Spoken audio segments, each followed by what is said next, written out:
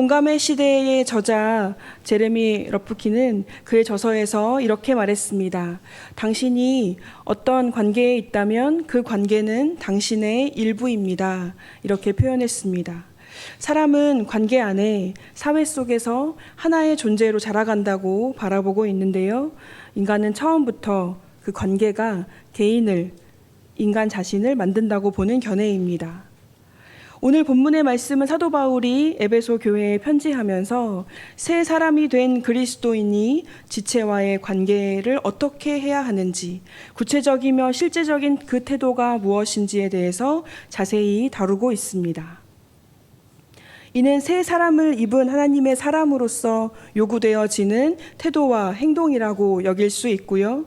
특별히 오늘의 본문 안에는 말에 관한 중요한 권면들이 포함되어 있습니다. 이미 서로 우리의 일부가 된 성도 간의 교제, 교회 공동체인 이 관계 안에서 오늘 본문의 말씀을 통해 우리의 언어의 생활을 다시금 돌아보고 또 거룩한 교회 공동체로 나아가기 위해서 우리가 무엇을 힘써야 하는지 함께 나누고 도전할 수 있기를 소망합니다.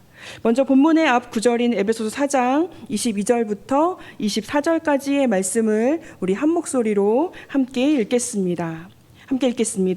너희는 유혹의 욕심을 따라 썩어져 가는 구습을 따르는 옛사람을 벗어버리고 오직 너희의 심령이 새롭게 되어 하나님을 따라 의와 진리의 거룩함으로 지으심을 받은 새 사람을 입으라.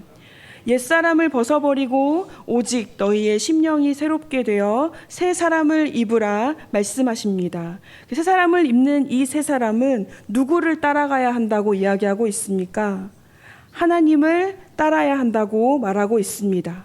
의와 진리의 거룩함으로 지으심을 받은 이 새 사람을 입으라고 우리에게 말씀합니다. 새 사람은 하나님께서 우리에게 부여하신 특권과 또 책임과 결단의 자리가 필요합니다. 오늘 본문 25절의 말씀 이어지는데요. 함께 본문의 말씀 같이 읽겠습니다. 그런즉 거짓을 버리고 각각 그 이웃과 더불어 참된 것을 말하라. 이는 우리가 서로 지체가 됨이라. 교회 안에서도 우리는 수많은 관계 가운데 놓이고요. 또 그 관계를 맺으면서 살아갑니다. 이 관계들 안에서 특별히 우리들에게 많은 영향을 주고받는 부분이 바로 우리의 언어입니다. 대화하기에는 말을 하는 화자, 그리고 그 말을 듣는 청자가 존재합니다. 독백은 자기 스스로에게 하는 말이어서 그 화자와 청자가 동일하지만 이 경우를 제외하고 대부분의 대화와 말에는 그 말을 하는 주체, 그리고 그 말을 듣는 대상, 즉 두 사람 이상이 존재합니다. 이 두 사람 이상의 관계 안에 서로 이야기를 주고받고 수많은 다양한 대화가 오고 가게 됩니다. 한 주 동안 어느 분과 가장 많은 대화를 나누셨습니까? 네, 그 대화들 중에서 가장 기억에 남는 대화들은 또 어떤 것들이 있으셨나요? 너무 힘들게 하는 대화, 또 마음에 많이 남으시겠지만 기쁘게 해주시는 그 말들이 마음에 오래오래 또 남게 되는 것 같습니다. 어떠한 말들이 우리의 마음을 가장 행복하게 하셨나요? 또 가장 신나게 하시는 대화의 주제는 또 어떤 것이었나요? 혹시 제가 우려하는, 상상하는 뒤로 시작하는 다른 사람의 이야기들로 즐거워하시는 분들은 성지교회에 아무도 없으신 줄로 1, 2부 때도 확인했고요. 안 계신 줄로 믿습니다. 본문의 말씀은 먼저 거짓을 버리고 각각 그 이웃과 더불어 참된 것을 말하라고 권면합니다. 거짓에는 기만, 허위 등의 그 진실되지 못한 총체적인 행위 전반이 포함됩니다.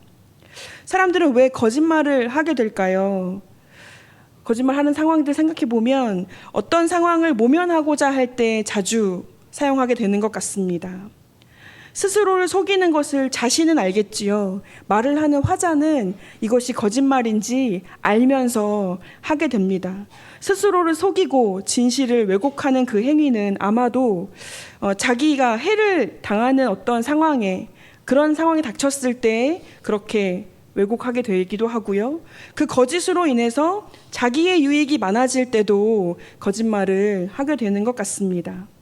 또 자주 주위에서 눈살을 찌푸리게 만드는 그 일들, 상대를 깎아내리고자 하는 그런 악의적인 허위 보도 같은 것들이 그렇습니다.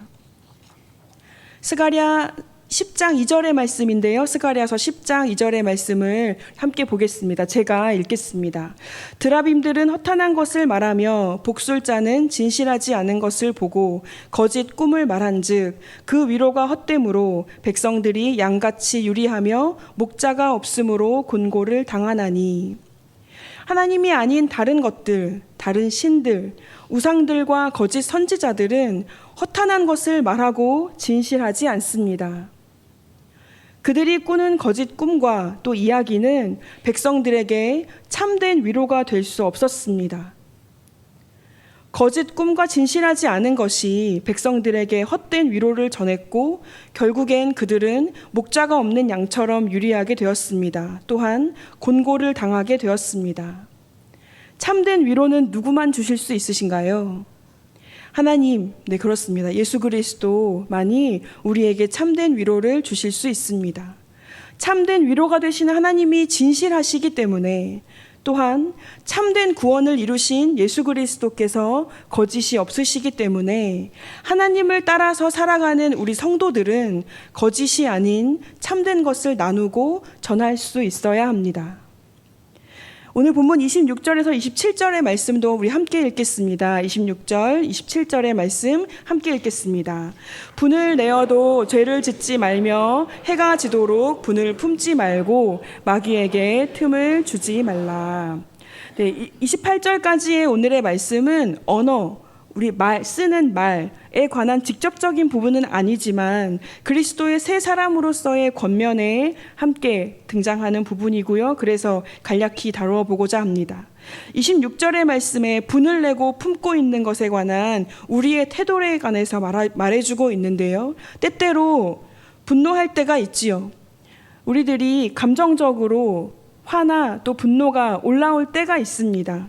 근데 그 순간 우리는 어떻게 행동해야 할지를 더 세심한 주의를 기울여야 한다고 말합니다. 오늘 말씀에서와 같이 분노를 낼 수는 있지만 그러나 그로 인해서 죄를 짓거나 그 분노로 인해 해가 지도록 그 분을 품지 말 것에 대해서 권면합니다. 왜냐하면 이것은 사단에게 틈을 주는 행위가 되고요. 품고 있는 그 분노로 인하여 죄로까지 나아갈 수 있다고 경고하고 있습니다. 죄로까지 나아갈 수 있는 경우는 어떠한 경우인가요? 나의 마음 안에 품었던 그 분노가 사그라들지 않고 계속해서 안에 내재되어 있다가 이제 참을 수 없어 뿜어져 나올 때, 그것이 밖으로 터져 나올 때 다른 이들에게 자기의 분노로 인한 그런 감정이 그대로 표출되거나 또 그로 인해서 부드럽지 못한 말, 위험한 행동을 가하는 일 등이 일어날 가능성이 높아지기 때문에 죄로 이어질 수 있다 말합니다. 사탄에게 틈을 준다는 것은 누군가로 인해 분한 마음이 나를 계속해서 지배하는 것을 말합니다. 그 마음이 결국 우리의 마음가짐과 행동, 또 사람들과의 관계까지도 지배할 수 있는 그런 기회를 사탄에게 내주고 만다는 것이죠. 그렇다면 이 틈을 탄 사단은 더 큰 분노와 죄로 우리들을 이끌어갈, 우리의 공동체를 이끌어갈 그러한 발판을 쉽게 얻게 됩니다. 이어지는 28절의 말씀에서는요, 옳지 않은 방법으로 이득을 취하는 것에 대해서 경계하고 있습니다. 28절의 말씀인데요, 함께 읽겠습니다. 도둑질하는 자는 다시 도둑질하지 말고 수고하여 선한 일을 하라. 남의 것을 훔치지 않고 자기 손으로 수고하여 선한 일을 하는 것, 즉 노동에는 여러 가지 유익이 있습니다. 첫째, 노동은 선한 것입니다. 노동으로 인하여서 필요한 것을 우리는 얻게 되고요. 주어진 시간을 의미 있게 채워 나갈 수 있습니다. 또한 사회에 공헌할 수 있는 길이기도 합니다. 둘째로는 무언가 필요한 사람들에게 또한 그 필요를 채워줄 수 있는 능력을 이 노동을 통해서 부여받습니다. 그리고 마지막으로는 이 하나님의 나라가 세워지는 것을 노동을 통하여 재정적으로 뒷받침할 수 있게 해주기도 합니다. 이러한 노동의 가치와 유익은 그래서 성도의 신실함, 성도의 성숙함, 또 교회의 하나됨의 표시라 할 수 있겠습니다. 하나님께서는 오늘 분노를 품지 말고 또 사단에게 틈을 주지 말고 이런 자기 손으로 수고하여 선한 일을 하는 것에 대해서 우리에게 권면합니다. 이것은 주님의 공동체, 주님의 교회 공동체를 아름답고 거룩하게 또한 만들어가 주시고 이끌어가 주실 귀한 사역 중의 하나라 또 우리에게 권면하신다 여겨집니다. 이어지는 29절의 말씀에서는 다시 한번 이 언어, 말에 관한 말씀을 언급하고 있는데요. 29절의 말씀을 우리 한 목소리로 함께 읽겠습니다. 무릇 더러운 말은 너희 입 밖에도 내지 말고 오직 덕을 세우는 데 소용되는 대로 선한 말을 하여 듣는 자들에게 은혜를 끼치게 하라. 말은 우리의 생각을 담아냅니다. 마음속을 채우고 있는 것들이 언어로 표현되기 마련이지요. 마음속에 있는 생각들을 밖으로 꺼낼 때 어떤 말을 하지 말라고 하나요? 무릇 더러운 말을 어떻게 하지 말라고 하나요? 입 밖에도 내지 말라고 합니다. 그리고 이 뒤에 이어지는 구절이 아주 중요합니다. 오직부터 우리 함께 더 읽어보겠습니다. 오직 시작. 오직 덕을 세우는 데 소용되는 대로 선한 말을 하여 듣는 자들에게 은혜를 끼치게 하라. 그렇습니다. 무엇을 세우는데요? 덕을 세우는데 소용되는 대로 무슨 말을요? 선한 말을 하여서 어떻게 하라고요? 듣는 자들에게 무엇을? 은혜를 끼치게 하라고 그렇게 말씀하고 있습니다. 소용된다는 것은요, 알맞게, 적당하게, 적절하게 라는 뜻입니다. 경우에 합당하고 꼭 필요한 말, 공동체 전체를 살리고 세우는 말을 가리키고 있습니다. 이 경우에 합당한 말로 시작하는 성경 구절이 하나 있습니다. 잠언 25장 11절 말씀인데요. 이 말씀 함께 우리 같이 읽어보겠습니다. 읽겠습니다. 경우에 합당한 말은 아로새긴 은쟁반의 금사관이라. 무엇에 비유하고 있나요? 아로새긴 은쟁반의 금사과. 네. 잠언의 이 말씀 바로 앞부분에는요. 우리 사람들로 하여금 서둘러 나가서 다투지 말라 이야기하고 있습니다. 그리고 이웃과 다툴 때에는 변론만 하고 남의 은밀한 일은 누설하지 말라고 가르칩니다. 은밀한 일을 누설하는 것, 어찌 보면 남을 험담하게 되는 일, 그리고 자기의 흥미를 따라 하는 일이 될 수 있습니다. 그런데 흥미에만 그치거나 남을 험담하는 일로 그치는 것이 아니라 이 은밀한 일을 누설하게 되면 결국엔 그 누설한 자에 대한 악평이 떠나지 않을 것이라 잠언의 말씀에서 훈계합니다. 그래서 경우에 합당한 말을 하는 것은 아로새긴 은쟁반의 금사과로 비유하면서 더할 나위 없이 아름답고 맞는 말, 그것을 하라고 우리에게 가르쳐주고 계시는 것이죠. 은쟁반의 금사과 이미지로만 떠올려 보아도 더 이상 아름다울 수 있는 것이 없겠습니다. 서로 잘 어우러지고요. 서로가 서로를 아주 빛나게 해줍니다. 경우에 합당한 말을 한다는 것은 이런 아름다움을 서로에게 지니게 해주고 그 자체로 그 아름다움을 간직하고 있다 말할 수 있겠습니다. 우리의 언어는요, 그것을 듣는 사람들에게 정말 굉장히 많은 영향을 끼칩니다. 더러운 말이 아닌 오직 덕을 세우는 데 필요한 말들을 할 수 있다면 진실로 그 말을 듣는 사람들에게 귀한 은혜를 끼치는 일이 될 것입니다. 덕을 세운다라는 헬라어 원어의 의미를 살펴보면요, 집을 세운다라는 뜻이 담겨 있습니다. 여기서 집을 세운다는 것은 단순히 건축의 의미가 아니라요, 그리스도의 몸을 세운다는 뜻입니다. 즉 덕을 세운다는 말은요, 곧 교회 공동체가 견실하게 성장해 가는 데에 도움이 된다는 것을 말해줍니다. 따라서 본문 오늘의 말씀은 말과 언어의 생활 그 자체에도 강조점이 있지만 이러한 우리의 언어로 인하여서 우리의 교회가 얼마나 거룩히 나아가야 하고 하나 되어야 하는지를 말해주는 것이라 할 수 있습니다.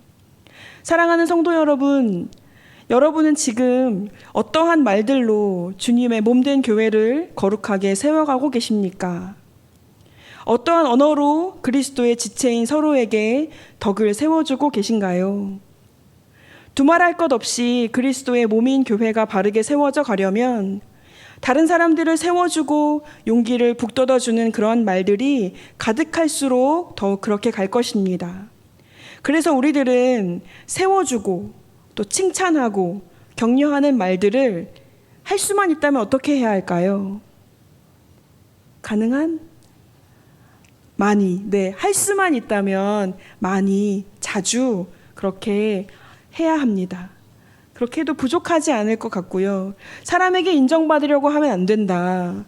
이런 칭찬하면 저 사람이 교만해지겠지? 이런 생각 때문에 하고 싶다가도 혹시 입을 열어 이야기하지 않으시는 경우는 혹시 없으실지요? 물론 우리들이 사람에게 좋게 하려고 하는 것이 아닙니다.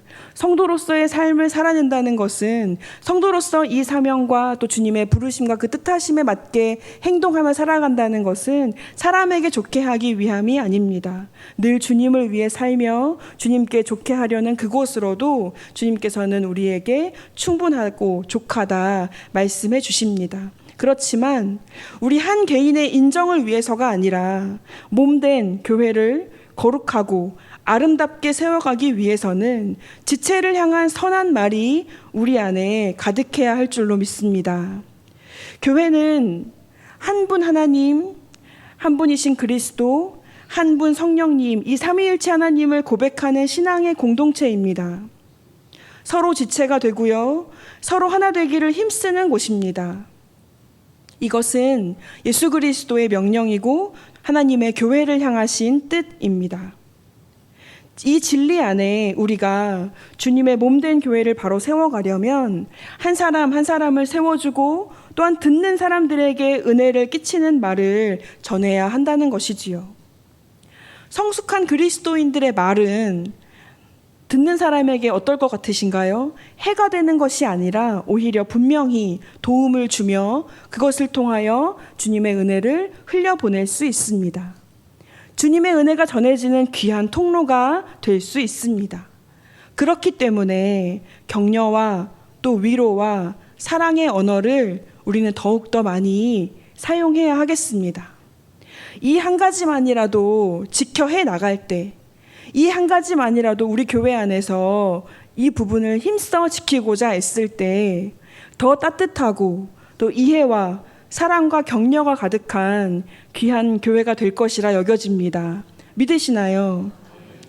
당사자가 없는 자리에서 깎아내리는 행위, 옳지 않다 판단을 쉽게 내리는 일들, 중상과 비방을 일삼는 행위, 내 판단과 기준만이 옳은 것처럼 전달하고자 하는 행위들, 이러한 부분들이 우리가 가장 경계해야 할 태도라 여겨집니다. 정말 교회의 유익과 성도의 덕과 하나됨을 위한 언어인지 아니면 우리가 사용하는 그 언어가 의심하게 만들고 갈라지게 만들고 슬며시 누군가가 잘못된 것이냐 부추기게 만들어서 결국에는 하나됨을 깨뜨리는 언어인지 성도는 분별할 수 있어야 합니다. 그런 언어를 자주 전달하고 회방하는 행위를 하는 것도 잘못이지만 그 말들에 미혹되거나 분별을 잘 해내지 못하는 것 또한 잘못입니다. 교회의 유익을 위하고 지체의 유익을 위하고 성도의 유익을 위하는 길이 아니라면 그것은 곧 오늘 본문에서 말씀하시는 더러운 말에 해당할 것입니다. 반대로 살펴보자면 교회의 유익을 구해지는 것, 또 지체의 유익을 구하며 성도의 유익을 구하며 나아가는 그러한 일들이라면 그것은 바로 오늘 우리에게 권면하시는 덕을 세우는 선한 말이 될 것입니다. 분명 주님께서 오늘 우리들로 하여금 교회의 덕을 세우기 위한 선한 말을 하여서 이것으로 하여금 그 말을 듣는 자들에게 은혜를 끼치게 하라고 명하셨습니다. 잘했다고 인정해주고 격려해주고 위로해주며 사랑의 마음을 건네는 말 한마디가 우리들을 세워줍니다. 꺼져가는 한 영혼을 살리게도 할 수 있다고, 저는 그러한 힘이 있다고 그렇게 생각하고 있습니다. 교역자 사무실의 분위기가 참 따뜻합니다. 목회자이기에 저희가 늘 먼저 본을 보여야 함이 마땅할 텐데요. 함께 하시는 교역자분들이 늘 격려해 주시고 또 칭찬하며 세워주시는 말씀들을 많이 하십니다. 작은 커피 한 잔에도 너무 고맙다고 말씀해 주시고요. 부족한 부분은 서로 채워주려고 해주시고 또 수고하고 애쓴 부분들은 너무 애쓰신다 인정해 주십니다. 안드레 목사님을 비롯하여서 모든 교역자분들이 저는 많이 부족하지만 서로 그런 분위기를 만들어 가고자 또 애써 주시고 있습니다. 이렇게 작은 교회 안에서의 작은 그룹, 이 공동체로부터 시작되는 서로를 세워주는, 서로를 격려하는 이 언어와 이 은혜가 여기 안에만 머물까요? 저는 그렇지 않다고 생각합니다. 분명히 이것이 우리 교회 안에 점차 더 또 귀한 은혜를 끼치는 일들로 변해갈 수 있다고, 전달될 수 있다고 여겨집니다.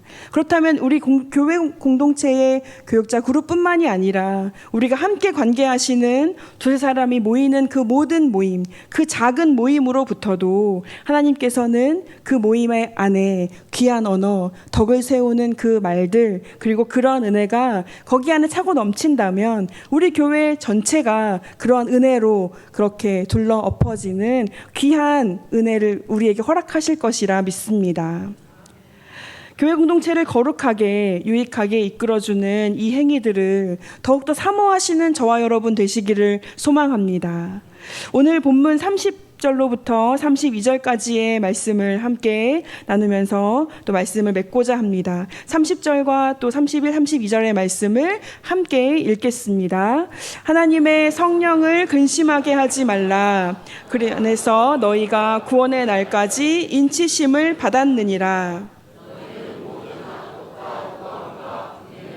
떠드는 것과 비방하는 것을 악의와 함께 버리고 서로 친절하게 하며 불쌍히 여기며 서로 용서하기를 하나님이 그리스도 안에서 너희를 용서하심과 같이 하라. 아멘. 사랑하는 성도 여러분, 이 모든 우리의 행위가 하나님의 성령을 근심하지 않게 해야 하겠습니다.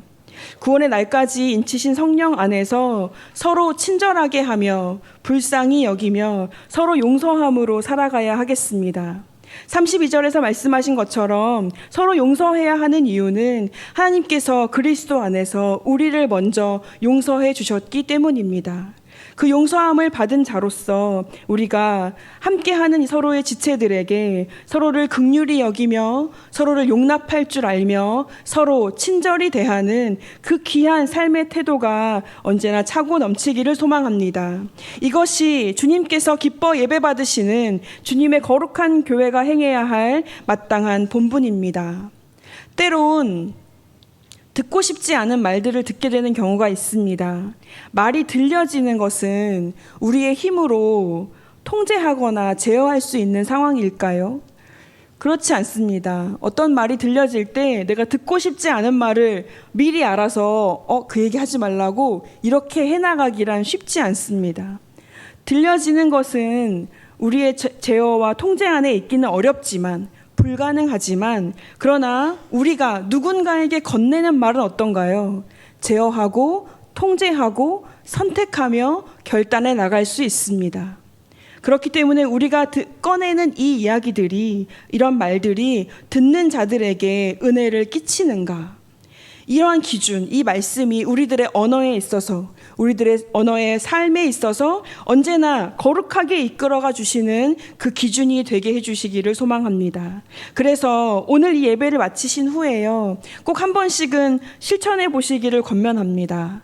멀리 가실 것 없이 교회 안에서 칭찬과 격려와 용기를 주시는 그 말 한마디 해보시면 어떨까요?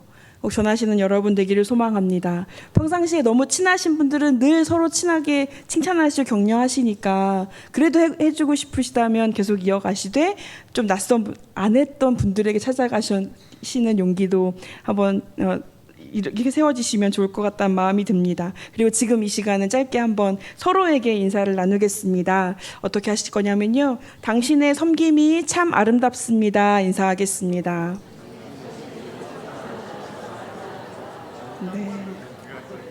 네.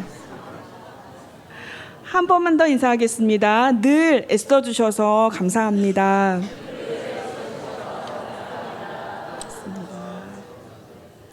듣는 자들에게 은혜를 끼치십시오.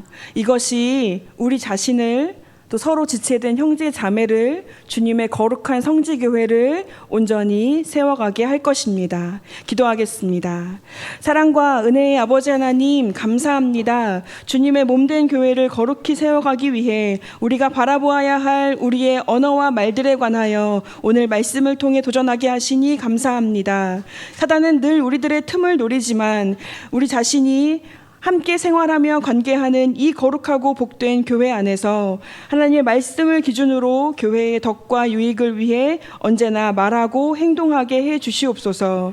그렇게 행할 때에 하나님께서 언제나 이 교회를 지키시고 성령으로 하나 되게 하심이 깨어지지 않게 하실 것을 믿습니다.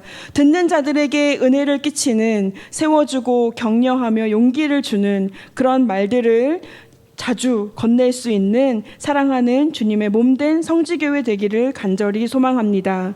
이번 한 주 이 말씀에 더욱 도전하며 우리의 교회를, 서로 지체된 형제 자매를 사랑하는 우리 모두가 되게 하여 주시기를 간절히 기도하며 이 모든 말씀 우리 주 예수 그리스도의 이름으로 기도드립니다. 아멘.